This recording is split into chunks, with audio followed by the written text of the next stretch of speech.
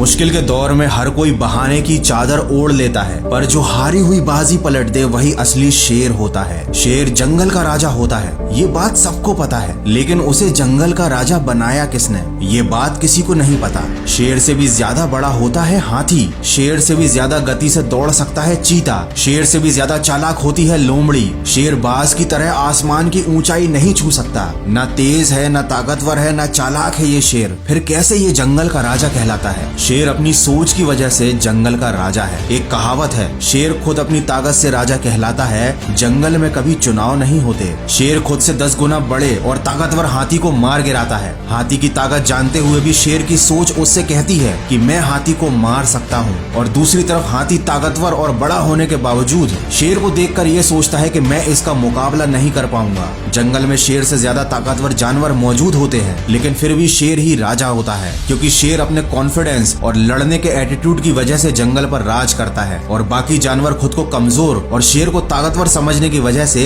शेर से नहीं जीत पाते। याद रखना, अगर आप में काम को लेकर ऐसा एटीट्यूड और कॉन्फिडेंस है कि मैं इस काम को कर ही लूंगा, तो आपको दुनिया की कोई भी ताकत जीतने से नहीं रोक सकती। अगर शेर की तरह जीना है तो सबसे पहले उसकी तरह निडर बनना सीखो। याद रखना, बलि हमेशा बकरे की दी जाती है, शेर की नहीं। वो जंगल का राजा इसलिए है क्योंकि वह मानता है, उसके मानने के कारण ही वो जंगल का राजा बना हुआ है। वो अंदर से इस बात को महसूस करता है, जिस दिन वह खुद को राजा मानना बंद कर देगा, उस दिन वो जंगल का राजा नहीं रहेगा। हमारे जीवन में भी सुबह उठने से लेकर रात को सोने तक पूरे दिन हमारा खुद पर यकीन ही हमारे दिन को संचालित करता है। हम परिस्थितियों के सामने हार ना मानकर उनसे लड़ते हैं, या उनके खिलाफ हार मानकर चुपचाप समर्पण कर देते हैं। ये इस बात पर निर्भर करता है कि हम खुद पर कितना यकीन करते हैं। जिन लोगों को अपने आप पर अटूट विश्वास होता है, वो विपरीत परिस्थितियों में 2-4 कदम पीछे जाने से नहीं हिचकते। वे कदम पीछे हटाने में जरा भी नहीं घबराते, क्योंकि वो जानते हैं कि परिस्थितियों के अनुकूल होते ही वो बहुत तेजी से आगे बढ़ेंगे।